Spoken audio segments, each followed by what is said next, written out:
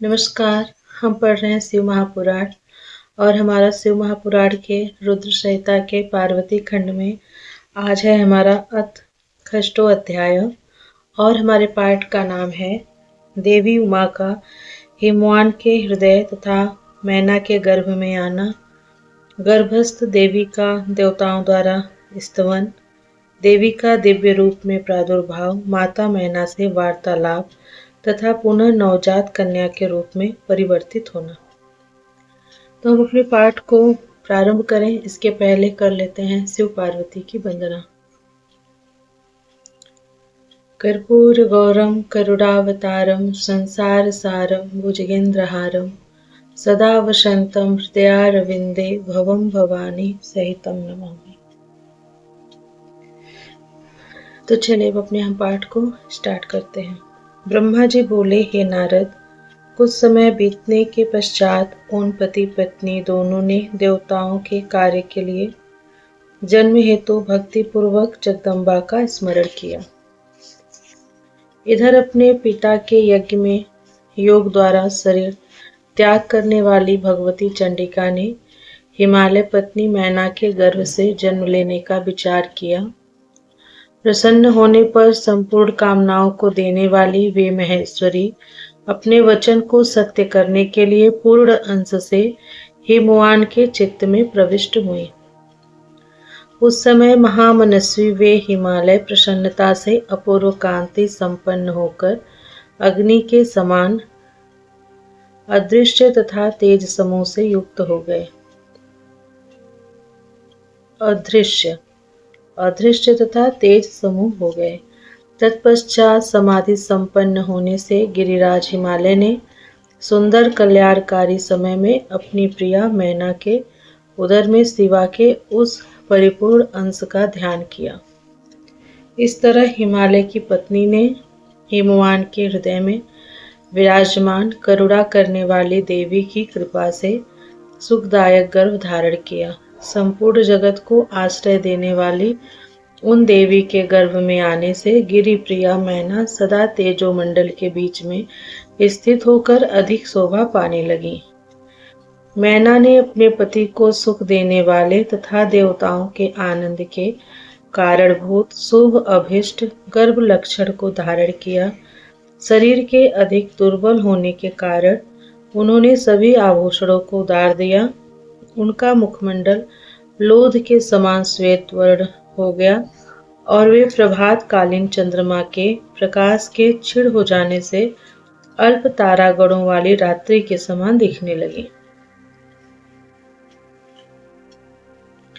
गिरिराज मिट्टी के समान सुगंधित उनके मुखमंडल को एकांत में सूंघकर तृप्त नहीं होते थे और गर्भवती होने के कारण दिनानुदिन मैना में उनका प्रेमाधिक्य होने लगा। वे हिमालय मैना की सखियों से सदा यह पूछते रहते थे कि मैना को किन वस्तुओं की इच्छा है।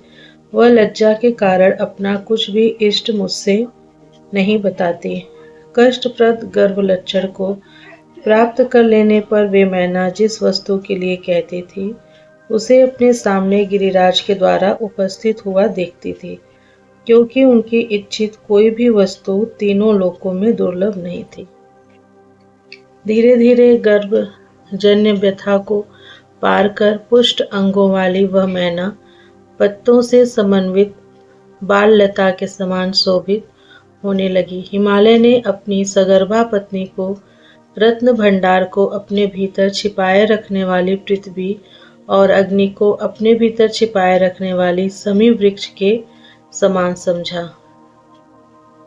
महाबुद्धिमान हिमालय ने अपनी प्रिया के प्रीति योग अपने द्वारा अर्जित द्रव्यों के अनुसार राजसी प्रवृत्ति एवं अपने शास्त्र ज्ञान के अनुरूप संस्कार किए। उन्होंने प्रसोन्मुखी अपनी प्रिया को वैद्यों के द्वारा निर्दिष्ट गर्भगृह में मेघमंडल से आच्छादित आकाश के समान देखा। शुभ लक्षणों वाली गर्भ में जगदम्बा को धारण करने वाली महातेज युक्त तथा सुंदर अंगों वाली प्रिया मैना को देखकर गिरिराज हिमवान बड़ी प्रसन्नता का अनुभव करने लगे। हे मुनि, उस समय विष्णु आदि देवता तथा मुनिगण आकर गर्भ में स्थित शिवा की स्तुति करने लगे। देवगण बोले, हे दुर्गे, हे जगदम्बे, हे महेश्वरी, हे सत्यव्रते, हे सत्यपरे, हे त्रिशक्ते, हे सत्य स्वरूपिणी, आपकी जय हो, आपकी जय हो। हे सत्यस्ते, हे सत्य सुप्रीते, हे सत्य योनि, हे सत्य वक्त्रे, हे सत्य नेत्रे, हम सभी आपकी शरण में प्राप्त हुए हैं। हे शिव प्रिय, हे महेश्वरी, देवताओं के दुख को दूर करने वाली, आप तीनों लोकों की माता, सर्वाणी, सर्वव्यापिनी तथा भक्तों से स्नेह रखने वाली हैं। हे त्रिलोकेशी, आप प्रकट होकर देवगणों के कार्य को पूर्ण करें। हे महेश्वरी, हम सभी देवगण आपकी कृपा से सनाथ हो जाएंगे। इस संसार के सभी सुखी मनुष्य आपके द्वारा ही उत्तम सुख प्राप्त करते हैं। आपके बिना इस त्रिलोकी में कुछ भी शोभा नहीं देता। ब्रह्मा जी बोले, इस प्रकार सभी देवगण प्रसन्न चित्त होकर गर्भ स्थित महेश्वरी की बहुत स्तुति करके अपने अपने धाम को चले गए। जब 9वां महीना बीत गया और 10वां भी पूरा हो चला, तब गर्भ स्थित जगदम्बा महाकाली ने गर्भ से बाहर आने की इच्छा की। वह समय बड़ा सुहावना हो गया था। नक्षत्र, तारे तथा ग्रह शांत हो गए, आकाश निर्मल हो गया और सभी दिशाओं में प्रकाश फैल गया। वन, ग्राम तथा सागर के सहित पृथ्वी पर नाना प्रकार के मंगल होने लगे। तालाब, नदियों एवं बावलियों में कमल खिल उठे। हे मुनीश्वर, अनेक प्रकार की सुख स्पर्शी वायु बहने लगी। सभी साधुजन आनंदित हो गए तथा दुर्जन शीघ्र ही दुखी हो गए। देवता आकाश में आकर दुंदुभियां बजाने लगे, वहां फूलों की वर्षा होने लगी तथा श्रेष्ठ गंधर्व गान करने लगे। अप्सराएं और विद्याधरों की स्त्रियां आकाश में नाचने लगीं। इस प्रकार आकाश मंडल में देवताओं आदि का महान उत्सव होने लगा। उसी अवसर पर आद्य शक्ति सती शिवा देवी मैना के सामने अपने रूप में प्रकट हुई। वे वसंत ऋतु के चैत्र मास में 9वीं तिथि को मृगशिरा नक्षत्र में आधी रात के समय चंद्रमंडल से गंगा की भांति प्रकट हुई। वे शिवा मैना के गर्भ से अपने स्वरूप से इस प्रकार प्रकट हुई जैसे समुद्र से महालक्ष्मी का आविर्भाव हुआ था। उस समय भगवती के प्रकट होने पर शंकर जी प्रसन्न हो गए और अनुकूल, गंभीर, सुगंधित तथा शुभ वायु बहने लगी। उस समय जल की वर्षा के साथ पुष्प वृष्टि होने लगी। शांत अग्नि प्रज्वलित हो उठी और बादल गरजने लगे। उनके प्रकट होते ही हिमालय के नगर में समस्त संपत्ति स्वतः आ गई तथा लोगों का सारा दुख दूर हो गया। उस अवसर पर विष्णु आदि समस्त देवगण सुखी होकर वहां आ गए और प्रेम से जगदम्बा का दर्शन करने लगे। वे शिव लोक में निवास करने वाली शिवप्रिया महाकाली दिव्य रूप धारिणी उन महामाया जगदम्बा की स्तुति करने लगे। देवता बोले, हे जगदम्बे, हे महादेवी, हे सर्व सिद्धि विधायिनी, आप देवताओं का कार्य पूर्ण करने वाली हैं, इसलिए हम सभी आपको सदा प्रणाम करते हैं। हे भक्त वत्सले, आप हर प्रकार से देवताओं का कल्याण करें। आपने मैना के मनोरथ पूर्ण किया है, अब शिव का भी मनोरथ पूर्ण करें। ब्रह्मा जी बोले, इस प्रकार विष्णु आदि देवता शिवा की स्तुति कर उन्हें प्रणाम करके उनकी परम गति की प्रशंसा करते हुए अपने अपने धाम को चले गए। हे नारद, नीलकमल के दल के समान कांतिमयी उन श्यामा भगवती को उत्पन्न हुआ देखकर मैना परम प्रसन्न हो गई। उस दिव्य रूप को देखकर गिरि प्रिया मैना को ज्ञान प्राप्त हो गया। वे उन्हें परमेश्वरी जानकर अत्यंत हर्षित होकर उनकी स्तुति करने लगी। मैना बोली, हे जगदम्बे, हे महेश्वरी, हे अंबिके, आपने बड़ी कृपा की जो सुशोभित होती हुई मेरे सामने प्रकट हुई।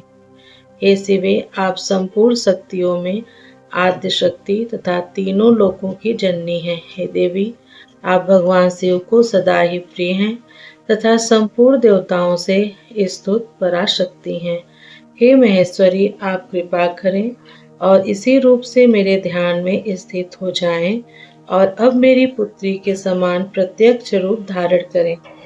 ब्रह्मा जी बोले, हे नारद, पर्वत पत्नी उन मैना की यह बात सुनकर शिवा देवी अत्यंत प्रसन्न होकर उन गिरिप्रिया से कहने लगी। देवी बोली, हे मैना, आपने पहले तत्पर होकर बड़ी मेरी सेवा की थी। उस समय आपकी भक्ति से अत्यंत प्रसन्न होकर वर देने के लिए मैं आपके पास गई थी। वर मांगिए। मेरी इस वाणी को सुनकर आपने वह वर मांगा था। हे महादेवी, आप मेरी पुत्री हो जाएं और देवताओं का हित साधन करें। तब मैं आपको आदर पूर्वक वह वर देकर अपने धाम को चली गई। हे गिरि कामनी, अब समय पाकर मैं आपकी पुत्री हुई हूँ।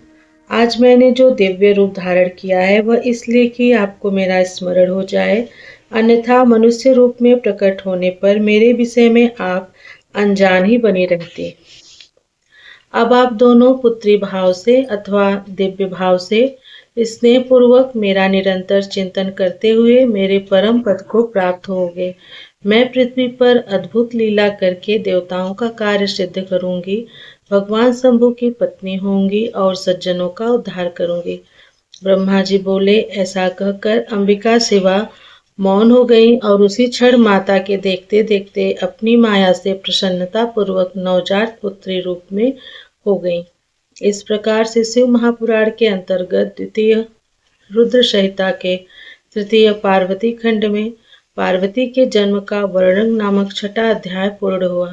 प्रियम शंकरम सर्वनाथम नमामि। हर हर महादेव। हरे नमः, हरे नमः, हरे नमः। ओम नमः पार्वती पतये। हर हर महादेव।